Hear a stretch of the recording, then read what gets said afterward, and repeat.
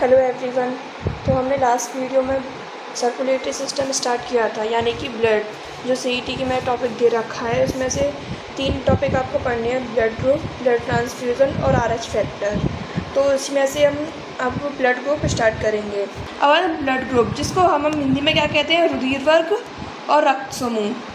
जैसे हमने circulatory system के बारे में पढ़ा था कि किसने डिस्कवरी की थी, और जैसे ब्लड के बारे में विलियम हार्मेटी ने नाम दिया था, वहाँ पे भी ऐसे ब्लड के बारे में सेम पढ़ा था। उसी तरीके से जो ब्लड ग्रुप है उसकी सबसे पहले स्टडी किसने की थी, कार्ल लैंडस्टीनर ने। कब की थी, 1900 से लेकर 1901 में की थी। कोई चीज़ जो साइंटिस्ट होता है तभी तो, मतलब हम आज के प्रेजेंट में जो भी चीज़ पढ़ रहे हैं उसके बारे में किसी ने बताया है, किसी ने डिस्कवरी की है, तभी तो हम इसके बारे में डिटेल में इतना सब जानते हैं और पढ़ रहे हैं। तो उसी साइंटिस्ट का नाम क्या है, कार्ल लैंडस्टीनर। कब की थी, 1900 से 1901 में। तो अब जैसे मान लो कि हम मिथ होता है कि जैसे मतलब जो अनएजुकेटेड होते हैं, जिनको कोई नॉलेज नहीं होती कि सबके जो खून एक जैसे होते हैं, मतलब दिखते हैं तो उनका लगता है कि सबके खून एक जैसे होते हैं। कोई भी जाति हो, कोई भी धर्म हो, कोई भी मतलब कुछ भी हो, तो ये ऐसा नहीं है कि सबके मतलब एक फैमिली होती है पूरी में कि सबके ग्रुप ब्लड होता है वो सबका सेम होता है, किसी का भी ब्लड किसी को भी दे सकते हैं, तो ऐसा बिल्कुल नहीं होता। पर पर्सन ब्लड क्या वेरी कर जाता है, हर बंदे का ब्लड अलग अलग होता है। इसी बेस पे जो ब्लड के 4 टाइप्स बताए गए हैं वो बताए गए हैं ए, बी, ओ और ए बी। ये 4 प्रकार के हमने ब्लड ग्रुप्स हमने डिफाइन किए हुए हैं, ए, बी, ओ और ए बी। और ये जो ब्लड ग्रुप्स है वो किसके बेस पर डिफाइन किए हुए हैं, वो डिफाइन किए एक वर्ड है एंटीजन, जो एक प्रकार का क्या ग्लाइकोप्रोटीन है। ये एक इंपॉर्टेंट क्वेश्चन है जो एलडीसी में पूछा गया है कि जो हमें 4 प्रकार के जो ब्लड ग्रुप हम पढ़ते हैं वो किस बेस पर डिफाइन किए गए हैं। तो उसका आंसर क्या होगा हमारा, एंटीजन। और वो एक प्रकार का क्या ग्लाइकोप्रोटीन है। आपको ऑप्शन में एंटीजन दे सकता है, एंटीजन नहीं दे तो ग्लाइकोप्रोटीन दे सकता है। ये दोनों ही आंसर आपके क्या होंगे, सही होंगे। तो हमें दोनों ही माइंड में रखनी है। तो हमने क्या पढ़ा कि ब्लड ग्रुप कितने प्रकार के होते हैं, 4 प्रकार के, ए, बी, ओ और ए बी। और ये जो 4 प्रकार के ब्लड ग्रुप है वो इसका जो नाम दिए हैं, ये जो नेम है वो किसके बेस पे दिए हुए हैं, एंटीजन के बेस पे दिए हुए हैं। एंटीजन की प्रेजेंस और एब्सेंस के बेस पे हमें ये ए, बी, ओ और ए बी नाम दिए हैं। और इनकी 4 डिफरेंट ब्लड ग्रुप क्या डिफाइन किए हुए हैं, 4 प्रकार के।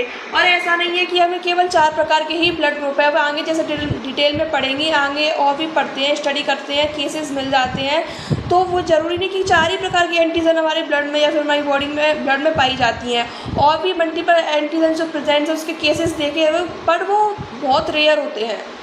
ऐसा बिल्कुल नहीं है कि केवल 4, बट ये बहुत ज़्यादा मेजरली पाए जाते हैं, ए, बी, ओ और ए बी।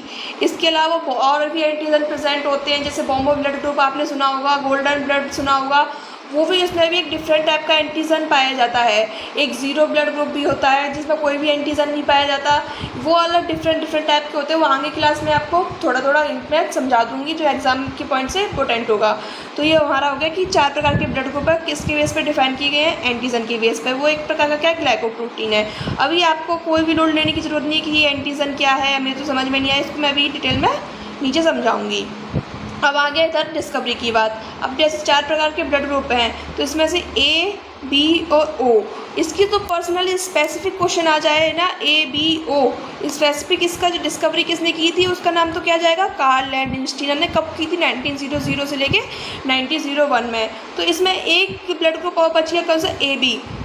इसकी स्पेसिफिक डिस्कवरी किसने की थी, जो इन्हीं के क्या है कलीग्स रहे हैं, उनका नाम है डी कॉस्टिन एंड स्टेरिलिन। उन्होंने कब की थी, 1902 में की थी। तो ये हमें डिफरेंट क्वेश्चन आ सकते हैं। अगर स्पेसिफिक नाम दे के दे दिया तो ए, बी और ओ की डिस्कवरी का नाम क्या जाएगा, कार्ल लैंडस्टीनर। और ए बी की डिस्कवरी किसने की थी, डी कॉस्टिल और स्टेरली। बट अगर स्पेसिफिक ब्लड ग्रुप की डिस्कवरी पूछी जो अकॉर्डिंग टू एनसीईआरटी, जो एनसीईआरटी में जो नाम दिया गया है वो नाम क्या सा दिया गया, कार्ल लैंडस्टीनर। और कब की थी, 1900 से लेकर 1901 में। आई होप आपको ये समझ में आ गया होगा। अब हम समझेंगे कि व्हाट इज़ एंटीजन। एंटीजन क्या होता है, जिसके बेस पर 4 प्रकार के हमें ब्लड ग्रुप क्या किए हैं, डिफाइन किए गए हैं। तो हम ये क्या पहले क्या समझेंगे, एंटीजन समझेंगे। तो हम एंटीजन हमारी बॉडी में, मतलब जैसे कोई भी बाहरी पार्टिकल आ गया, कोई भी बाहरी एक्सटर्नल पार्टिकल आ गया, उसको हम क्या कहते हैं, फॉरेन पार्टिकल्स भी कहते हैं, जो नीचे लिखा हुआ भी है। जैसे कि हमारे जैसे कोई भी जम्स आ गया, बैक्टीरिया आ गया, फंजाई आ गया, वायरस आ गया, और जैसे हमने कोई किसी व्यक्ति का क्या किया, ऑर्गन ट्रांसप्लांट किया, मतलब किसी दूसरे व्यक्ति का। जैसे आपने सुना होगा किसी बंदे को किसी ऑर्गन की ज़रूरत है, किसी मतलब ब्लड की ज़रूरत है, तो डॉक्टर क्या सजेशन देता है कि नज़दीकी फैमिली में जो मेंबर है हम उसका ऑर्गन ट्रांसप्लांट कर सकते हैं, उसका ब्लड ट्रांसप्लांट कर सकते हैं। लेकिन हमने किसी और व्यक्ति का अदर पर्सन का हमने कोई ऑर्गन ट्रांसप्लांट कर दिया या फिर ब्लड ट्रांसफ्यूज़न कर दिया, तो हमारी जो बॉडी के लिए ये जो किसी अलग व्यक्ति का जो हमारा जो ऑर्गन है या फिर ब्लड है या फिर बैक्टीरिया है, फंजाई, जो बाहर के जो पार्टिकल होते हैं, ये जो अपनी बॉडी को क्या करते हैं, हार्म पहुंचाते हैं। अपनी बॉडी इनको क्या करते हैं, डिटेक्ट करती है। तो ये अपनी मतलब कोई भी चीज़ होती है जो अपनी नहीं होती है तो उसको हम देख के ही वो कर देते हैं, रिजेक्ट कर देते हैं। यानी कि सुना भी होगा कि ऑर्गन रिजेक्ट कर दिया किसी ने, किसी का ब्लड रिजेक्ट हो गया, तो उसके अंदर क्या बनते हैं, क्लॉट बन जाते हैं। तो वो जो पार्टिकल होते हैं उनको क्या कहते हैं, एंटीजन कहते हैं। जैसे कि बैक्टीरिया हो गया, फंजाई हो गया, अपनी बॉडी में बाहर एंटर करके, जिसकी वजह से हमें क्या किया, वो जुकाम, वायरल जुकाम भी हो सकता है, फीवर भी हो सकता है, वायरल फैल जाता है। तो वो किन की वजह से होते हैं, एंटीजन पार्टिकल होते हैं, वो फॉरेन पार्टिकल होते हैं जो हमारी बॉडी को क्या करते हैं, हार्म पहुंचाते हैं, हार्मफुल होते हैं वो। उसी प्रकार से जो किसी अलग बंदे का, अपनी फैमिली मेम्बर का नहीं है, उसको हमने किसी बॉडी में ऑर्गन ट्रांसप्लांट कर दिया, ब्लड ट्रांसफ्यूज़न कर दिया, तो हमारी जो बॉडी होती है डिटेक्शन का काम करती है। जो हमारी इम्यूनी सिस्टम होती है हमारी बॉडी में, और इम्यूनी सिस्टम में कौन सी सेल्स हेल्प कर रही थी, हमारी WBCs। जो मैं यहाँ पे ये चीज़ हेल्पफुल है, हमने यहाँ पे बताया था कि WBCs इम्यूनी सिस्टम में हेल्प करती है। तो हमारी जो WBCs होती है हमारी जो बॉडी में, वो ऐसे कोई बाहर का कोई ऑर्गन आ गया, बाहर का हमने कोई ब्लड दे दिया, तो उसको डिटेक्ट करती है, स्कैन करती है, जैसे रोबोट करता है स्कैन की, तो तुरंत पहचान लेती है कि ये अपनी बॉडी का नहीं है। तो उस डायरेक्ट इसको रिजेक्ट करना शुरू कर देती है, इसको डिस्ट्रॉय करना शुरू कर देती है, उसका RBCs का डिस्ट्रक्शन शुरू हो जाता है। जो मतलब जो पर्सन होता है उसकी डेथ का रीज़न भी बन सकता है। क्लॉट बन जाते हैं अपनी वेसल्स में, तो जिसकी वजह से ब्लड अपने फ्लो नहीं हो पाता है, तो बहुत सीवियर केस हो जाता है। इस वजह से हमें ब्लड मैचिंग करना ज़रूरी होता है, ऑर्गन मैचिंग करना ज़रूरी होता है। हम तो ये आपको बाकी का जो मैच है, ब्लड मैच कैसे करते हैं, ऑर्गन मैच कैसे, वो अभी आगे डिटेल में समझेंगे। तो अभी यहाँ पे फिलहाल हमें एंटीजन समझना है कि व्हाट इज़ एंटीजन। एंटीजन क्या होता है, फॉरेन पार्टिकल होते हैं, हार्मफुल पार्टिकल होते हैं जो बाहर से अपनी बॉडी में आते हैं और हमको इफेक्ट करते हैं, हमको इफेक्ट करते हैं, जो हमारी बॉडी के नहीं होते हैं, वो क्या होते हैं, एंटीजन होते हैं। व्हाट इज़ एंटीबॉडी, जो इसके अपोज में काम करता है। अपोज में क्या काम करता है, हमें जो एंटीजन होते हैं उनको मार देता है, हमको हमारी बॉडी को बचाता है। उसके अगेंस्ट में एंटीबॉडी होती है। जैसे हमने कोई ऑर्गन ट्रांसप्लांट कर दिया तो WBC उसको स्कैन कर देगी, ये अपनी बॉडी का नहीं है, तो उसको तुरंत क्या है, बाहर का पार्टिकल समझ के, कोई और पार्टिकल समझ के उसको सीधा मारना स्टार्ट कर देती है। वो जो हमें एंटीजन से जो प्रोटेक्ट करती है वो कौन करता है, एंटीबॉडी करती है, जो हमारी बॉडी के लिए क्या होती है, बेनिफिशियल होती है, काफ़ी ज़्यादा हमें प्रोटेक्ट करके रखती है। जिसमें लिखा भी है प्रोटेक्ट फ्रॉम एंटीजन, और जो बाहर की जो पार्टिकल होती है उसको क्या करती है, मार देती है। अगेंस्ट टू एंटीजन की क्या करती है, वर्क करती है अपनी बॉडी में, समझे। तो ये जो एंटीजन होता है इसकी बेस पे हमने क्या किया है, 4 प्रकार के हमें क्या ब्लड ग्रुप हमने क्या किए, क्लासीफाई कर रखे हैं इन एंटीजन के बेस पे। वो अभी आगे हम पढ़ेंगे कि ब्लड एंटीजन क्या होता है, ब्लड एंटीबॉडी क्या होता है। हम यहाँ पे केवल अभी एंटीजन और एंटीबॉडी समझ रहे हैं, जो अभी आई होप आपको समझ में आ गया। और फिर जो आगे जो हमारी जो बॉडी में एंटीबॉडी होती हैं, हमारी एंटीबॉडी पता है अपनी बॉडी में हमें पढ़ा भी होगा, जो साइंस फील्ड से होते हैं काफ़ी अच्छे से पढ़ते हैं, तो उन्हें पता भी होगा कि हमारी बॉडी में नेचुरली भी एक एंटीबॉडी पाई जाती है, और उनको आर्टिफिशियल भी इंजेक्ट करते हैं, लाइक अ वैक्सीन। तो नेचुरली हमारी बॉडी में जो एंटीबॉडी प्रेजेंट होती है किसमें होता है, मदर्स मिल्क में, माँ का जो दूध होता है उसमें क्या वो एंटीबॉडी नेचुरली पाई जाती है। और हमें वैक्सीन के थ्रू भी हम एंटीबॉडी इंजेक्ट करते हैं। तो ये हमारी जो एंटीबॉडी है ये किसका काम करती है, अगेंस्ट टू एंटीजन, हमें एंटीजन से हमारी बॉडी को हेल्प करती, बचाने में मदद करती है। और ये जो एंटीजन होती है किसकी बेस पर काम करती है, ये मतलब किसको क्या बोल सकते हैं, एक मेमोरी की बेस पर काम करती है, वर्क एज अ मेमोरी। किसकी बेस पर काम करती है, यहाँ पे लिखते थे हम, जो एंटीबॉडी है अपना मेमोरी की बेस पे काम करती है। कैसे करती है? जैसे कुछ तो एंटीबॉडी अपने में नेचुरली प्रेजेंट रहती है, जैसे मदर्स मिल्क हो गया, उसमें एक एंटीबॉडी नेचुरली प्रेजेंट रहती है। कुछ हम वैक्सीन की थ्रू हम इंजेक्ट कर देते हैं, जैसे न्यूबॉर्न चाइल्ड होता है, जैसे चिकन पॉक्स का वैक्सीन लगता है काफ़ी का, और टिटनेस वगैरह के जो वैक्सीन लगते हैं वो एक मतलब आर्टिफिशियली हो गए। और कुछ होते हैं जैसे हमें वायरल हो गया, हमारी बॉडी में एक बार वायरस आ गया तो हमारी इम्यून सिस्टम है तो उस वायरल को क्या कर लेती है, आइडेंटिफाई कर लेती है। नेक्स्ट टाइम जो वायरस आएगा, नेक्स्ट टाइम वो सेम वायरस अपनी बॉडी में अगर आएगा तो वो एंटीबॉडीज़ को डायरेक्ट किल कर देगी। तो हमारी जो इम्यून सिस्टम में क्या बन जाती है, एक मेमोरी बन जाती है। तो इस बेस पे जो हमारी एंटीबॉडी क्या करती है, काम करती है। समझ में आ गया होगा आपके। और हमारी जो बॉडी में तो 5 प्रकार की क्या पाई जाती है, एंटीबॉडी पाई जाती है। कितने प्रकार की पाई जाती है? 5 प्रकार की एंटीबॉडी पाई जाती है। इनकी जो, ये गलत लिख गया है यहाँ पे, मतलब सही भी है बट आपको समझना, 5 प्रकार की एंटीबॉडी कौन कौन सी पाई जाती हैं, उनकी एक ट्रिक दे रखी है, गम दे। तो गम दे का क्या होगा, IgG, IgA, IgM, IgE, IgD, यानी G4 IgG। H तो हमारे में कोई है ही नहीं तो ये थोड़ा हेल्पफुल वर्ड ले लिया है। A4 IgA, IgM, IgE, IgT। ये हमारी बॉडी में 5 प्रकार की क्या पाई जाती है, एंटीबॉडी पाई जाती है। ये जो काफ़ी जो डिटेल में आपके ब्लड के अंदर एक टॉपिक दे रखा है, मतलब CET में ही, साइंस में ह्यूमन डिजीज़, उसके अंदर हम क्या डिटेल में पढ़ेंगे। ये ह्यूमन डिजीज़ में काफ़ी डिटेल में पढ़ा जाता है। तो यहाँ पे केवल ये आगे आपको हेल्प करेगा, रेफरेंस रहेगा, इसका हेल्पफुल रहेगा काफ़ी। तो यहाँ पे आपको समझ में आ जाएगा तो काफ़ी बेनिफिट रहेगा ह्यूमन डिजीज़ पढ़ेंगे तो आपको ये समझ में आ गया कि एंटीजन क्या होता है, एंटीबॉडी क्या होता है। एंटीबॉडी हमारी 3 मतलब नेचुरल भी रहती है, वैक्सीन के थ्रू भी दे सकते हैं, और मेमोरी बेस्ड भी। इनका जो नेचर होता है क्या होता है, मेमोरी बेस्ड होता है। ये आपको समझ में आएगा। जो एंटीजन होते हैं अपने फॉरेन पार्टिकल होते हैं। अब हम पढ़ेंगे ब्लड। जो हमने 4 प्रकार के जो ब्लड था वो किसके बेस पे डिफाइन किए थे, एंटीजन के बेस पे। चरण का नाम दिया था A, B, O और AB। तो अब पढ़ेंगे हम ब्लड में। तो होता है एंटीजन। अब तो ब्लड में क्या कहते हैं, एंटीजन पाया जाता है और एंटीबॉडी पाया जाता है, जिसके बेस इसके बेस पे हमने ब्लड ग्रुप को 4 प्रकार में क्या किया था, डिवाइड किया था। इसका दूसरे नाम से एग्लूटिनोजन भी कहते हैं, इसको एग्लूटिनिन भी कहते हैं। एक साइंटिफिक नेम है जो NCERT में गिवन होता है। जो आपको याद हो जाए तो ठीक है, नहीं हो तो आपके लिए एंटीजन एंटीबॉडी सफिशिएंट है CET के एग्ज़ाम के लिए। तो आपको आप पढ़ेंगे एंटीजन क्या होता है। एंटीजन तो आपको मैंने समझाई दिया, सॉरी।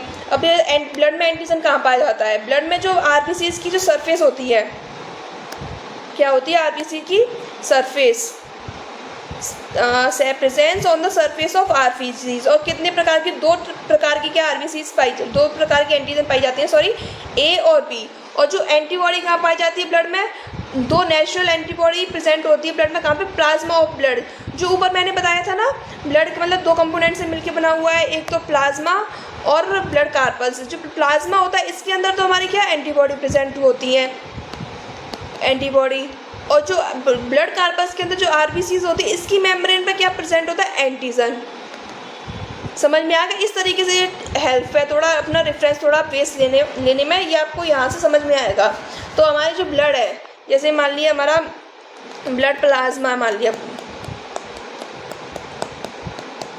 ब्लड प्लाज्मा मान लिया, तो इसमें क्या है, हमारी क्या है, RBC है, रेड ब्लड सेल। इसका सेल का अपना एक न्यूक्लियस होता है, सबको पता ही होगा, सेल चैप्टर पढ़ा होगा इसने। तो ये अपना ये हो गया सेल। तो इसमें क्या होता है, जो सरफेस पे जो RBC की जो सेल मेम्ब्रेन कह सकते हैं, यहाँ पे हम क्या लिख सकते हैं, सरफेस की जगह हम सेल मेम्ब्रेन भी आ सकता है आपका RBC की। बट किसकी पे, RBC की पे। RBC की जो सेल मेम्ब्रेन पे यहाँ पे क्या प्रेजेंट रहता है, एंटीजन प्रेजेंट रहते हैं, 2 एंटीजन प्रेजेंट रहते हैं। ये होते हैं, ये तो हो गया क्या हमारे एंटीजन। और यहाँ पे जो प्लाज्मा होता है इसमें 2 प्रकार की क्या एंटीबॉडी प्रेजेंट रहती है। इसको हम किससे रिप्रेजेंट करते हैं, स्मॉल, ये गलत लिख गया, यहाँ पे आएगा स्मॉल a और स्मॉल b। तो यहाँ पे जो ब्लड में जो एंटीजन जिसकी बेस पे हमने जिसकी प्रेजेंस यहाँ पे नीचे लिखा भी हुआ है मैंने, on the basis of presence और absence of antigen on the surface of RBC या फिर cell membrane of RBCs, blood group are divided into 4 types. यानी कि 2 प्रकार की जो एंटीजन पाई जाती है RBCs की सरफेस पर, कैपिटल A और कैपिटल B। इनकी प्रेजेंस और एब्सेंस के बेस पर हमने जो ब्लड ग्रुप है वो 4 प्रकार के हमने डिवाइड किए हुए हैं। और जो ब्लड एंटीबॉडी, इनकी जो एंटीजन प्रेजेंट होगा उसके अगेंस्ट में एंटीबॉडी 100% फाइंड आउट होती है। ये तो हमने ऊपर ही समझ लिया था। तो ये एंटीजन प्रेजेंट, तो इसकी जो अपोज में जो एंटीबॉडी है वो कहाँ पे प्रेजेंट रहती है, हमारी प्लाज्मा में प्रेजेंट रहती है। जो क्या होती है, नेचुरल होती हैं। क्या होती है, ये भी पूछा हुआ क्वेश्चन होता है कि इंजेक्ट हो जाती है कि नेचुरल, ये हम हाईलाइट कर लेते हैं अलग से। तो नेचुरल एंटीबॉडियाँ कहाँ पे पाई जाती है, ब्लड प्लाज्मा में। ये क्वेश्चन एलडीसी में आया हुआ है, तो आप केयरफुली सुनिए और याद रखिए। काफ़ी मतलब ब्यूटीफुल टॉपिक है, काफ़ी अंडरस्टैंडिंग है, ईजिली समझ में आ रहा होगा। और इनको हम किससे रिप्रेजेंट करते हैं, स्मॉल ए और स्मॉल बी। एंटीजन को किससे रिप्रेजेंट करते हैं, कैपिटल ए और कैपिटल बी। और एंटीबॉडी को किससे रिप्रेजेंट करते हैं, स्मॉल ए और स्मॉल बी। जो अब स्पेसिफिक एंटीबॉडी का एक शेप भी हम एनसीईआरटी में मेंशन है, उसका शेप क्या होता है, वाई शेप्ड होता है। एंटीबॉडी का क्या शेप होता है, वाई शेप्ड होता है। अब यहाँ पे जो एनसीईआरटी की लाइन लिखी हुई है, व्हाट इज एंटीजन, एनसीईआरटी आपको याद, आजकल जो क्वेश्चन आते हैं काफ़ी थ्योरी बेस्ड आते हैं, तो छोटी छोटी चीज़ें होती हैं जो माइंड में रखेंगे तो अच्छा रहेगा। ये एनसीईआरटी की लाइन है, what is antigen, chemical that induce immune response. जो मतलब कोई हमारा केमिकल अपनी बॉडी में अपोज मतलब अगेंस्ट आ गया, जो अपनी बॉडी का नहीं है, वो अपनी इम्यून सिस्टम को क्या करता है, इंड्यूस करता है, उसको क्या कहते हैं, एंटीजन कहते हैं।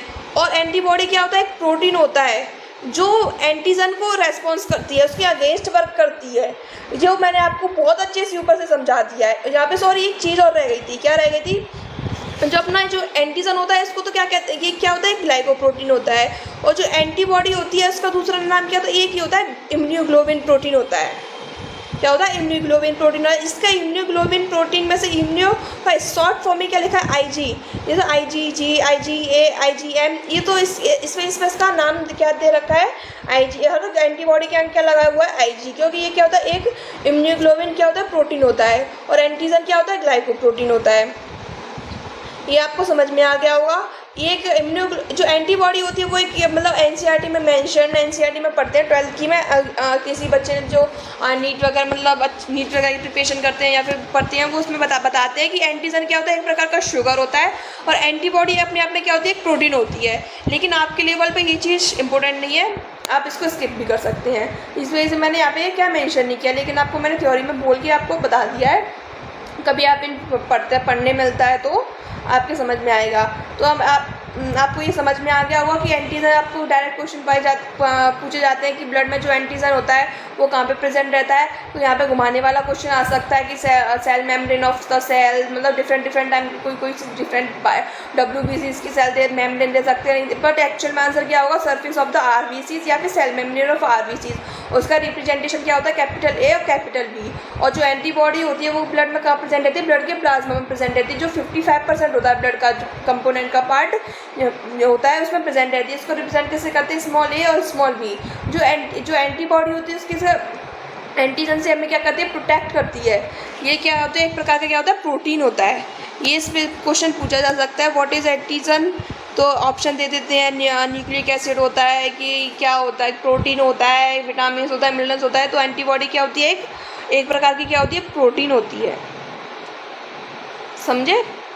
और जो एंटीजन आपके मतलब सीईटी के लेवल पे ये तो आपको पता होना चाहिए कि एंटीबॉडी का जो प्रोटीन होती है काफ़ी डिफरेंट टाइप के क्वेश्चन पूछे जा सकते हैं। लेकिन आगे थोड़ा लेवल पे पढ़ते तो यहाँ पे बताया जाता है कि एंटीजन एक प्रकार क्या होता है, शुगर होता है। अब पढ़ेंगे एक थ्योरी में जो दे रखा है, थोड़ा वही चीज़ मैंने आपको समझाई वो यहाँ पे लिख रखी हुई है कि during blood transfusion any blood can't be use. मतलब हम किसी बंदे का मतलब किसी को ज़रूरत है तो ऐसा नहीं है कि कोई भी, अब जैसे मेरा ब्लड लेंगे कि आपको चढ़ा दें, ऐसा नहीं है कि आपको ज़रूरत है ब्लड को कि डॉक्टर ने मैं खड़ी मिल गई तो मेरा ब्लड लेके आपको दे दिया। ऐसा हम बिल्कुल नहीं कर सकते। कांट बी यूज्ड, ये क्लियर लिखा हुआ है। क्यों नहीं कर सकते कि डोनर का हमने केयरफुली हम क्या कर सकते हो, मैच करेंगे उसको, एंटीजन को मैच करेंगे, एंटीजन मैच कर रहा है कि नहीं कर रहा, वो एंटीबॉडी देखेंगे। अगर हमने ऐसा नहीं करते हैं ब्लड ट्रांसफर तो काफ़ी सारी सीवियर प्रॉब्लम होती है, उसके क्लम्पिंग बन जाती है, ब्लड के क्लॉट हो जाता है, RBCs डिस्ट्रॉय हो जाती हैं और जगह जगह वेसल्स में क्लॉट बन जाएंगे तो ब्लड फ्लो होने में क्या होती है, दिक्कत होती है। तो इस वजह से हम डायरेक्ट किसी का भी ब्लड किसी को नहीं दे सकते। उसके लिए पहले हमें क्या, उसको ब्लड मैच करना ज़रूरी है और इसके एंटीजन मैच करना काफ़ी ज़रूरी है। तो हम वही देखेंगे कि आगे हम डोनर की कंपैटिबिलिटी कैसे कर सकते हैं, ब्लड ग्रुप कैसे मैच करेंगे, ब्लड ग्रुप एक्चुअली में कैसे क्या वर्क करता है वो हम आगे आप डिटेल में देखेंगे। तो हमने 4 प्रकार के ब्लड ग्रुप्स पढ़े थे, ए, बी, ओ और ए बी। तो हमने ये जो 4 नाम दिए थे किसके बेस पे दिए थे, हमने ऊपर ही समझा दिए थे, एंटीजन के बेस पे दिए थे। जो है ब्लड ग्रुप के 4 नाम हमने दिए हैं किसके बेस पे दिए थे, एंटीजन के बेस पे दिए थे। तो आपको किसी ब्लड ग्रुप का ए नाम है तो कैसे होगा, उसमें जो एंटीजन प्रेजेंट है ए प्रेजेंट होगी तभी तो उसका नाम ए होगा। और ऊपर ही मैंने समझा दिया था कि नेम ए बी ओ और ए बी नाम दिया हुआ है, इसके 4 जो टाइप्स डिवाइड किए वो किसके बेस पे किए, एंटीजन के बेस पे डिवाइड किए हैं। तो सिंपल है, यहाँ पे कोई रटने वाली चीज़ नहीं है। किसी बंदे का ए ब्लड है तो उसमें कौन सी एंटीजन होगा, ए, तभी तो उसका नाम ए है। बी है तो किसके बेस पे उसके अंदर बी एंटीजन है, और ए बी है तो उसके अंदर ए और बी दोनों ही एंटीजन प्रेजेंट है तभी उसका नाम क्या है, ए बी। और 0 है तो उसमें कोई भी एंटीजन नहीं है, इसको हम क्या 0 ब्लड ग्रुप भी कहते हैं। ओ को सॉरी यहाँ पे ओ, इसको ओ ब्लड ग्रुप कहते हैं। तो इसको पहले हम इसको 0 ब्लड ग्रुप से भी नाम से भी जाना जाता था, 0 ब्लड ग्रुप से, क्योंकि इसमें कोई भी एंटीजन नहीं होता। इसकी जो आरबीसीज होती हैं इसकी सरफेस पे कोई भी एंटीजन प्रेजेंट नहीं होता।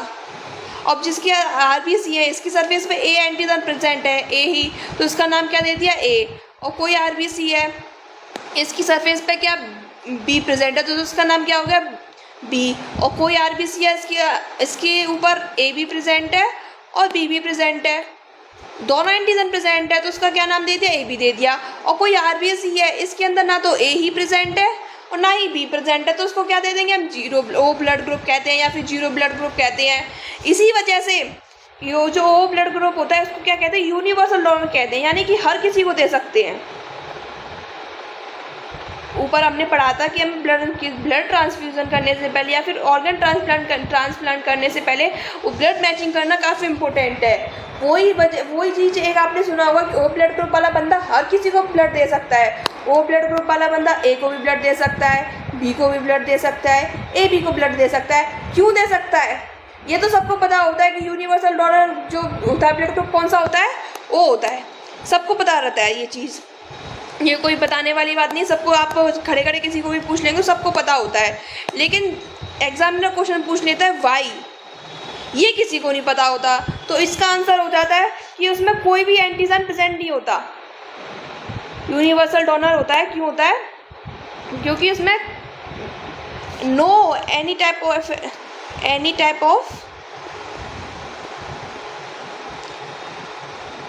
एंटीजन नॉट प्रेजेंट, ये क्वेश्चन आता है। वो तो काफ़ी पुराने क्वेश्चन हो गए, एग्जामिनर ने पूछना छोड़ दिया universal donor blood group, universal recipient blood group, ये क्वेश्चन पूछने छोड़ दिए हैं। ये पूछता है वाई, तो उसका आंसर क्या होगा, एनी, कोई भी इसमें एंटीजन प्रेजेंट नहीं होती। इस वजह से जो ओ ब्लड ग्रुप वाला बनता है वो हर किसी को दे सकता है, समझे। और उसी प्रकार से अब होता है ए बी। ए बी को आपने सुना होगा कि ए बी जो ब्लड ग्रुप होता है यूनिवर्सल क्या होता है, रेसिपिएंट होता है, यानी कि सबका ब्लड ले सकता है, दे नहीं सकता, ले सकता है। इसको यूनिवर्सल डोनर को हिंदी में बोलते हैं स्वदाता, तो सॉरी नहीं बोलते हैं, गलत लिखा हुआ है, ये सर्वदाता बोलते हैं। क्या बोलते हैं, सर्वदाता। और यूनिवर्सल रेसिपिएंट को क्या बोलते हैं, सर्वग्राही, यानी कि सभी का ले सकता है लेकिन हर किसी को दे नहीं सकता। इसको दूसरे नाम से किसी अदाता भी बोला जाता है, ठीक है। और वही सेम क्वेश्चन इसमें आ जाता है। ये तो सबको पता है, यूनिवर्सल डोनर ग्रुप कौन सा ब्लड ग्रुप हो जाता है, ओ। यूनिवर्सल रेसिपिएंट कौन सा ब्लड ग्रुप हो गया, ए बी। लेकिन क्यों होता है, क्यों होता है, ये पूछते हैं एग्जामिनर। तो इसका आंसर क्या होगा, आप खुद अपने दिमाग से सोचो। जो ओ ब्लड ग्रुप है उसमें कोई भी एंटीजन प्रेजेंट नहीं है तो हम क्या हर किसी को दे सकते हैं। कैसे हम किसी को कैसे दे सकते हैं, क्योंकि उसमें कोई एंटीजन प्रेजेंट नहीं है। बाहर से कोई एंटीजन आएगा तभी तो हमारी बॉडी एंटीबॉडी उसकी रिएक्ट करेगी, एंटीजन और एंटीबॉडी का रिएक्शन होगा। जब कोई एंटीजन है ही नहीं ब्लड ग्रुप पे, कोई हम उसको एंटीजन दे ही नहीं रहे हैं, तो कोई दूसरे बंदे की जो बॉडी एंटीबॉडी रिएक्ट ही क्यों करेगी, समझ रहे होगे बात को। तो इस वजह से हम ओ ब्लड ग्रुप को हर किसी को दे सकते हैं, यूनिवर्सल डोनर कह सकते हैं। लेकिन ए पी जो होता है हर किसी का ले सकता है लेकिन हर किसी को दे नहीं सकता। और दे कैसे नहीं सकता, ये आपको, ये तो यूनिवर्सल डोनर यूनिवर्सल रेसिपिएंट की बात तो समझ में आ गई होगी। तो इसका वाई का आंसर लिख दो, यूनिवर्सल क्यों है ये, तो यहाँ पे लिखेंगे बोथ एंटीजन आर प्रेजेंट। इसका आंसर क्या हो जाएगा, बोथ एंटीजन आर प्रेजेंट। और दूसरा आंसर ये हो जाएगा दूसरा आंसर इसका ये लिखेंगे एंटीबॉडी नील, कोई भी इसमें एंटीबॉडी प्रेजेंट ही नहीं होती है। एंटीबॉडी रिजेक्ट कब होता है ब्लड की, उसकी जो बॉडी की जो एंटीबॉडी है वो एंटीजन के अपोज में काम कर जाती है, उसके अगेंस्ट में उसको डिक्लाइन करने लग जाती है, उसको डिस्ट्रैक्ट करने लग जाती है, तभी तो हमारे ब्लड में क्लम्पिंग होती है, क्लॉटिंग बनना होता है। जब उसकी बॉडी में ए बी ब्लड ग्रुप वाला जो बंदा है उसकी बॉडी के अंदर एंटीबॉडी है ही नहीं, तो रिजेक्ट कैसे करेगा, किसी एंटीजन के अगेंस्ट में रिएक्शन कैसे होगी। समझ में आई होगी बात। तो ऐसे ही वर्क करता है। अब बात आती है ए और बी की। तो ए में एंटीजन कौन सा प्रेजेंट रहता है, ये ए, तो उसकी अगेंस्ट में एंटीबॉडी क्या होगी, बी। यानी मतलब कोई सी आरबीसी है उसकी सेल मेमोरी पे एंटीजन ए प्रेजेंट है, तो उसमें मतलब उसकी अगेंस्ट में वर्क करता है एंटीबॉडी, तो एंटीबॉडी क्या होगी, बी। और किसी बंदे का ब्लड ग्रुप क्या है, बी, तो एंटीजन कौन सा प्रेजेंट रहेगा, बी प्रेजेंट रहेगा, उसकी अगेंस्ट में एंटीबॉडी क्या होगी, बी हो गई। अब जैसे मान लो ए ब्लड ग्रुप वाले बंदे को हमने बी का ब्लड चढ़ा दिया, ए ब्लड ग्रुप वाले बंदे को बी का ब्लड चढ़ा दिया, तो हमारी जो डिटेक्ट करेगी बॉडी, ए ब्लड ग्रुप वाला बंदा है, इसको हमने बी का ब्लड चढ़ा दिया, तो इसकी इम्यून सिस्टम है, WBCs है, इसको एंटीजन को क्या करेगी, डिटेक्ट करेगी। तो इसमें जो ए ब्लड ग्रुप वाले बंदे में तो एंटीजन तो ए प्रेजेंट है ना, तो उसको हम डिटेक्ट करेंगे तो अरे ये तो बाहर का फॉरेन पार्टिकल लगेगा बी, क्यों हमारे जैसा ये है ही नहीं, इसकी ऐसा कोई है ही नहीं। तो सॉरी यहाँ पे गलती हो गई है एक, ये मतलब कैपिटल नहीं होगा, स्मॉल होंगे, ये गलती हो गई है यहाँ पे, स्मॉल बी होगा, यहाँ पे स्मॉल ए होगा, और ये भी स्मॉल ए और स्मॉल बी, सॉरी सही कर लेना इसको, काफ़ी बड़ी मिस्टेक हो गई थी ये, सही कर लेना।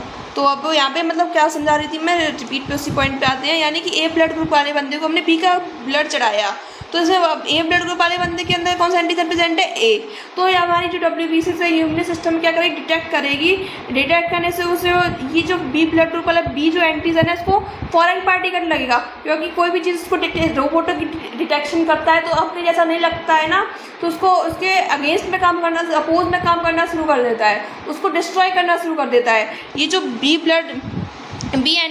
एंटीजन के अगेंस्ट में काम करने लग जाती है, कौन सी, बी एंटीबॉडी। तो यहाँ पे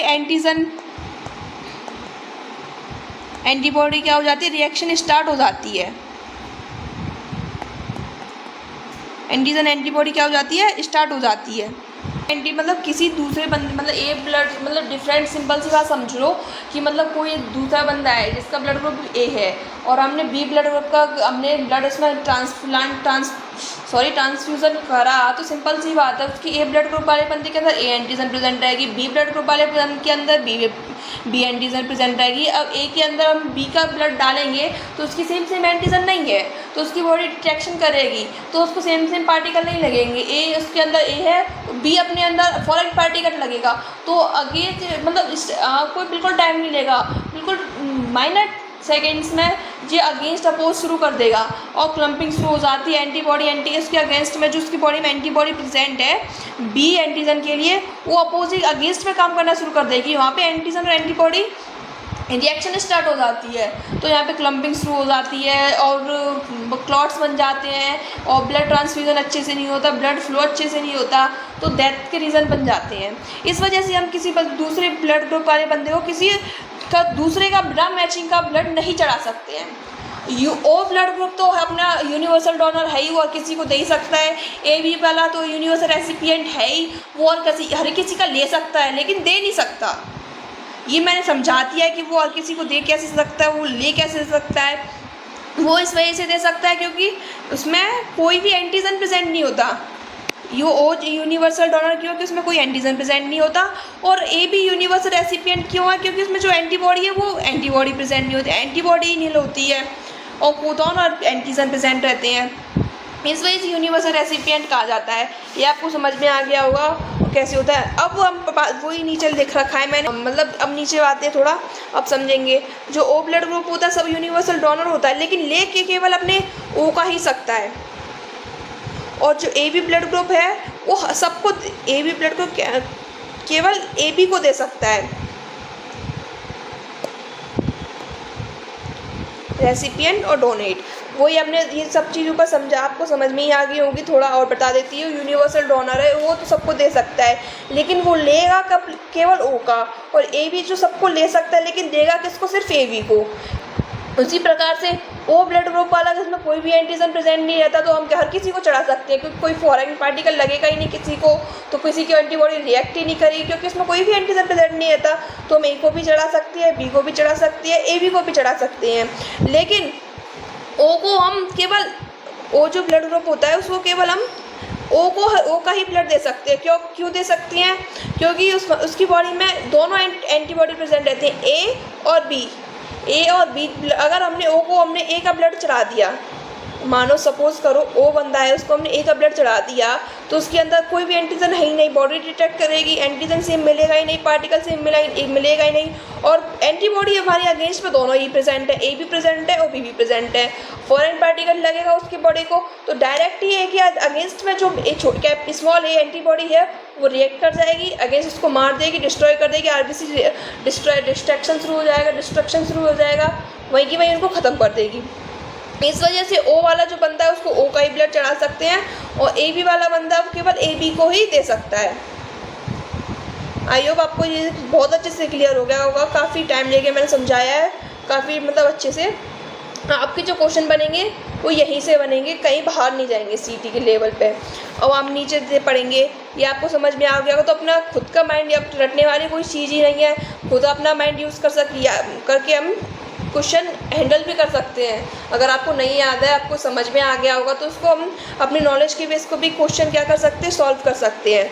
अब हम देखेंगे, हमने ओ का समझ लिया, ए बी का समझ लिया, किसको दे सकता है, किसको ले सकता है, और हम समझेंगे ए ब्लड ग्रुप। इसमें जो एरो लगा हुआ है इसका मतलब क्या हो सकता है? ले सकता है ये। और इस साइड जो एरो लगा हुआ है इसका मतलब क्या होता है? दे सकता है। अब आप खुद का माइंड यूज़ करो। ए ब्लड ग्रुप के अंदर मतलब हर बंदा सेम को तो दे सकता है। जैसे मान लो ए वाला ए को दे सकता है, बी वाला बी को दे सकता है, ए बी वाला ए बी को दे सकता है, ओ वाला ओ को दे सकता है। इसमें तो कोई प्रॉब्लम है ही नहीं, सेम ब्लड ग्रुप वाला सेम ब्लड ग्रुप को दे सकता है। और उसके अलावा आप खुद, ये तो बेसिक चीज़ आपको बहुत अच्छी समझ में आ गई होंगी, क्यों दे सकता है, क्यों ले सकता है, ऐसे अपना समझ में आएगा। उसके अलावा जो ए ब्लड ग्रुप वाला है, यूनिवर्सल डोनर कौन सा होता है? ओ का ले सकता है, सिंपल सी बात है। Same as B blood group वाला यूनिवर्सल डोनर ओ का ले सकता है। सेम एज ए बी जो ब्लड ग्रुप होता है वो तो सबका यूनिवर्सल रेसिपिएंट है ही, वो तो हर किसी का ले ही सकता है, तो इसमें तो कोई भी याद करने वाली बात ही नहीं है। अब दे किस को सकता है? जिसमें ए एंटीजन प्रेजेंट होगा उसी को तो दे सकता है। और ए एंटीजन अपने माइंड से याद करो, 4 प्रकार के ब्लड ग्रुप पड़े हैं, किस में प्रेजेंट है? ए एंटीजन एक ब्लड ग्रुप में प्रेजेंट है, बी में अपना ए एंटीजन प्रेजेंट नहीं, तो ये इसकी बॉडी, हम ए का हम ब्लड ट्रांसफ्यूजन करेंगे तो इसकी बॉडी हमारा ए ब्लड ग्रुप है उसको क्या कर देगी? रिजेक्ट कर देगी, तो हम बी को नहीं दे सकते। ओ को तो हम कैसे भी नहीं दे सकते, क्योंकि उसमें एंटीजन है ही नहीं। एक प्रकार का यूनिवर्सल डोनर ब्लड ग्रुप है, केवल ओ का ही ले सकता है, ये तो हमें वैसे ही याद है। बचा कौन सा? A B. उसमें क्यों दे सकते हैं? उसमें दोनों प्रकार की एंटीजन प्रेजेंट रहती हैं, तो हम ए वाला इसको ए बी को चढ़ा सकते हैं। तो हम वही यहाँ पे लिखा हुआ है, ये ए ब्लड ग्रुप होता है वो ए और ओ का ले सकता है, और ए बी को दे सकता है। Same as B blood group में वर्क करेगा, कि जो बी वाला बंदा हो तो सेम को तो दे सकता है। मैंने यहाँ पे समझा ही दिया ये चीज़ तो मैंने यहाँ पे समझा ही दिया।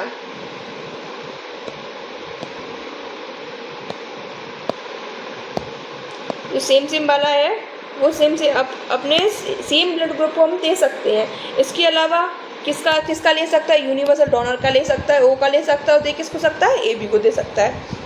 ये काफ़ी इजी, बहुत ही ब्यूटीफुल टॉपिक है, काफ़ी इजी है, और मैंने बहुत अच्छे से आपको समझाया। इसके एक्स्ट्रा कुछ भी कहीं पे कंटेंट नहीं मिलेगा, और थोड़ा बस ये फ़र्क हो सकता है कि हायर क्लासेस में पढ़ो तो हायर थोड़ी बहुत एनसीईआरटी जितने वो तो हायर लेवल पे जाते हो तब तक लेवल आपको बढ़ता जाता है, लेकिन सीईटी के लेवल पे ये मोर देन सफिशिएंट रहेगा, इसके बाहर आपका क्वेश्चन नहीं जाएगा। ये आई होप आपको समझ में आ गया होगा। काफ़ी आप लिख सकते हैं, एज इट इज़ नोट्स बना सकते हैं उनको रोक के, स्टॉप स्क्रीनशॉट लेके।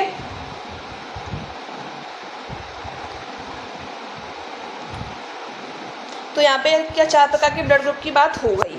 अब जैसे साइंटिस्ट ने ये कौन सा साइंटिस्ट था, कार्ल लैंडस्टीनर ने ब्लड ग्रुप का ये कॉन्सेप्ट दे दिया। तो ये अपने जो भी डॉक्टर्स हैं इस बेस पर काम करने लगे, जब मतलब आदमी से मतलब एक पर्सन दूसरे पर्सन में ऑर्गन ट्रांसप्लांट करने लगे, ब्लड ट्रांसफ्यूजन करने लग गए। तो मतलब लेकिन क्या होता था कि मतलब अब ऐसे ट्रांसप्लांट कर रहे हैं तो उनमें से एक रेयर केस बन जाता था, यानी एक आध 2 केस ऐसे आ जा सकते थे कि ब्लड ग्रुप मैच करने के बाद भी, यानी कि एंटीजन मैच करने के बाद भी उसमें उसकी बॉडी उस ब्लड को रिजेक्ट कर देती थी, इंसान मरने लग जाते थे, इंसान की डेथ हो जाती थी। कुछ 1-2% का केस ऐसे आ जाते थे।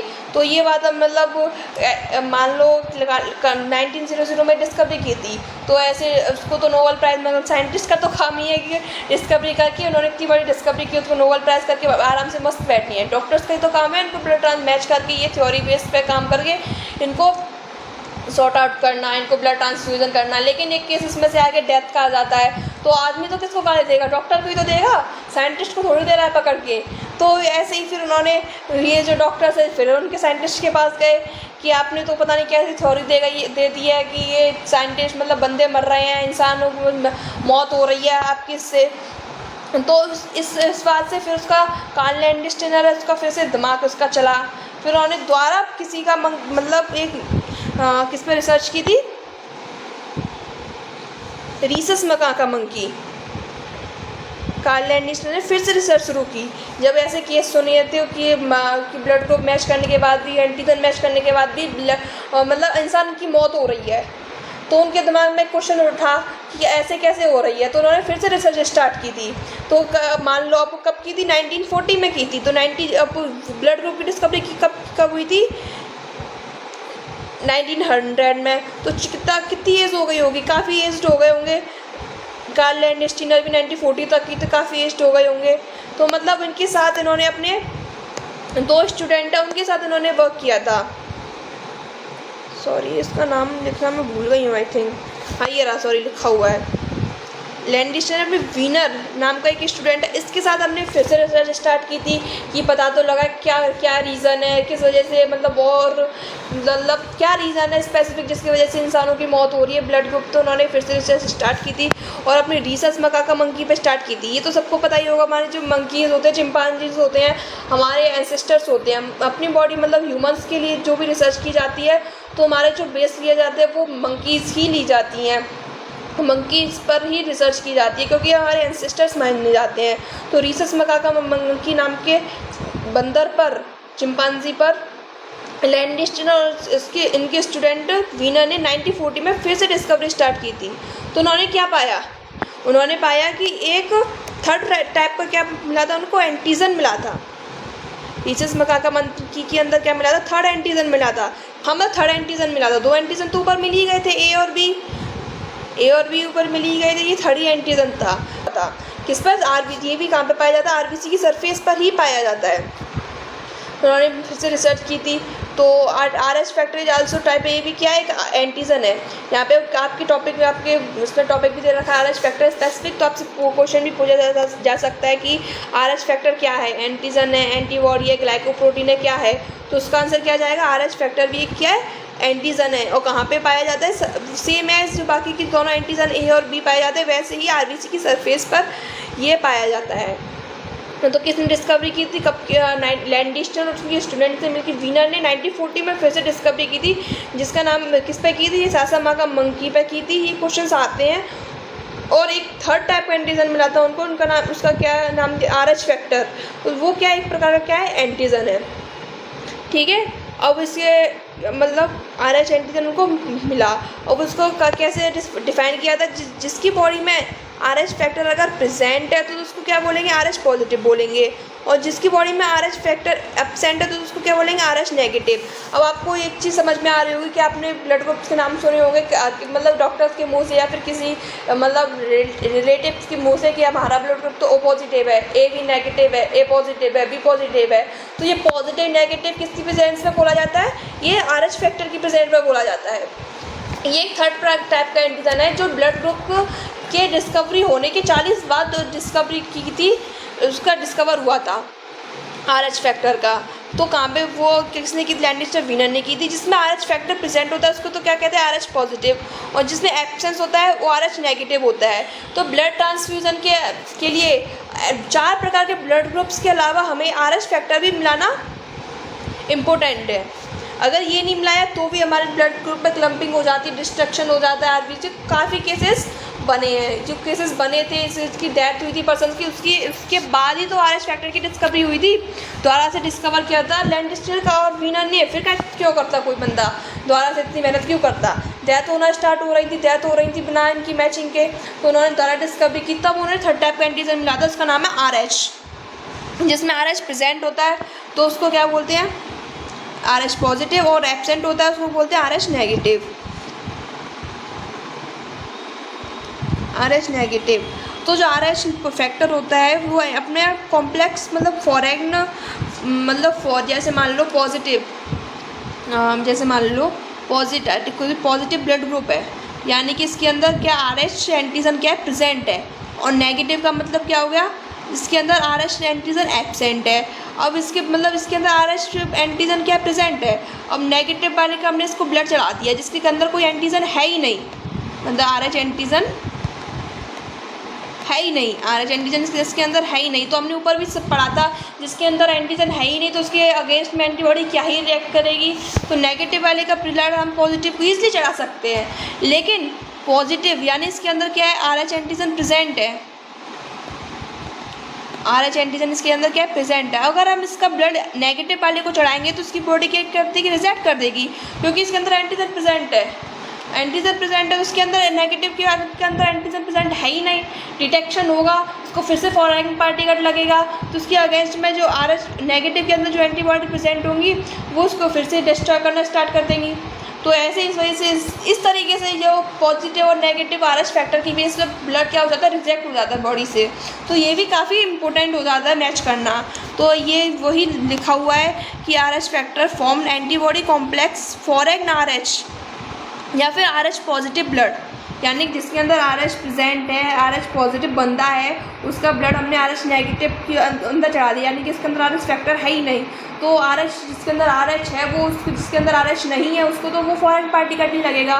तो कॉम्प्लेक्स उसी टाइम पर वो कॉम्प्लेक्स क्या एंटीबॉडी बनाना क्या स्टार्ट कर देती है, फॉरेन पार्टिकल समझ के। इसको हम RHD के नाम से भी जानते हैं,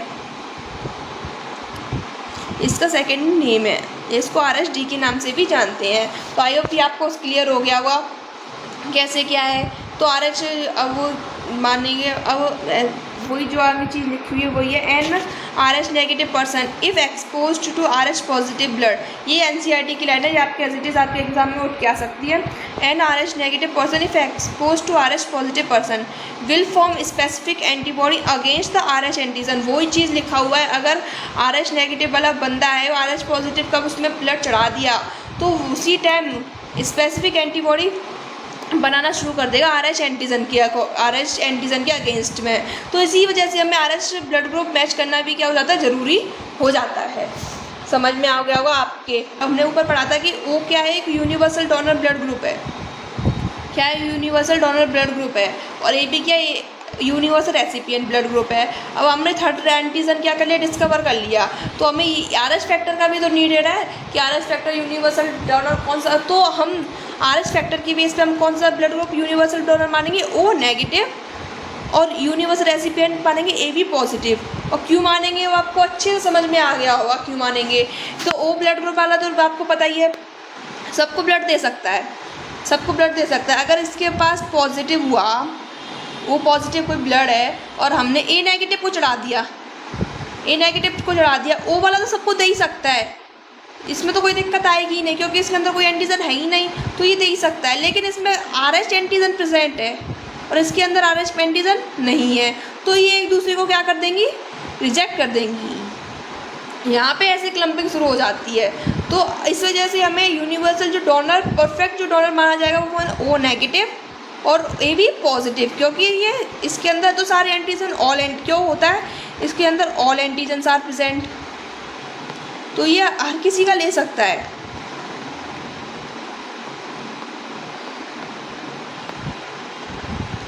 और इसमें क्या होता है, 0 एंटीजन होता है, तो ये हर किसी को क्या दे सकता है। ये भी क्वेश्चन डायरेक्ट बनते हैं, क्यों होता है, वाई का आंसर है।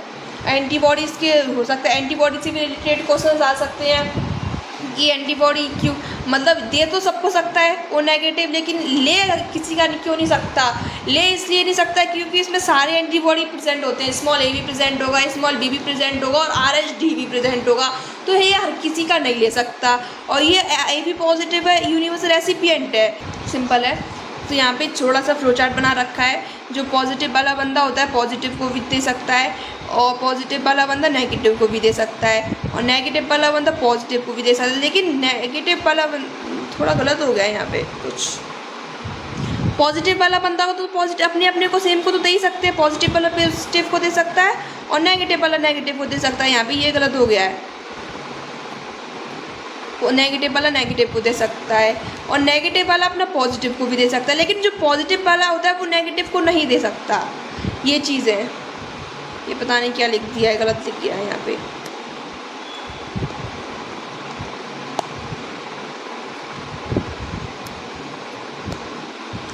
ये आपको समझ में आ गया होगा। मतलब अब किसी के अंदर RH फैक्टर प्रेजेंट है, यानी कि RH पॉजिटिव है, तो सेम तो अपने आप को दे ही सकते हैं, या जैसे ए वाला ए को दे सकता है, बी वाला, उसी तरीके से पॉजिटिव वाला पॉजिटिव को दे सकता है, नेगेटिव वाला नेगेटिव को दे सकता है, इसमें तो कोई इशू है ही नहीं। और जो नेगेटिव है इसके अंदर मतलब RH-D एंटीजन है ही नहीं, वो पॉजिटिव को तो ऑब्वियसली दे सकता है, क्योंकि नेगेटिव में तो कोई एंटीजन है ही नहीं, तो उसकी बॉडी रिजेक्ट क्या करेगी, तो ये तो ट्रू है ही। लेकिन जो पॉजिटिव वाला बंदा होता है वो नेगेटिव को नहीं दे सकता। क्यों नहीं दे सकता? क्योंकि पॉजिटिव के वाले के पास तो क्या एंटीजन प्रेजेंट होता है, नेगेटिव के वाले के पास एंटीजन प्रेजेंट नहीं है। अगर जिसके पास प्रेजेंट है एंटीजन, उसने जिसके पास प्रेजेंट नहीं है उसको दे दिया, तो उसकी बॉडी मतलब कुछ सेकंड्स में क्लम्पिंग बनना, उसको रिजेक्ट करना स्टार्ट कर देती है और रिजेक्ट हो जाता है ब्लड। तो आपको ये पूरा कॉन्सेप्ट समझ में आ गया होगा। अब थोड़ा डेटा सब एनसीईआरटी में डेटा मेंशन होता है कि RH जो पॉजिटिव होते हैं ऑल ओवर इंडिया में तो 93% पाए जाते हैं, और जो RH नेगेटिव होते हैं केवल ओनली 7% पाया जाता है। ऑल ओवर वर्ल्ड का डेटा देखेंगे तो 85% पाया जाता है, और केवल 15% ऑल ओवर वर्ल्ड में पाया जाता है।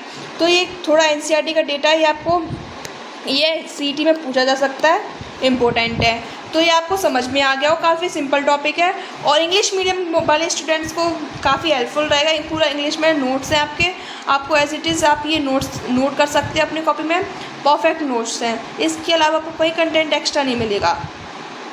Thank you so much.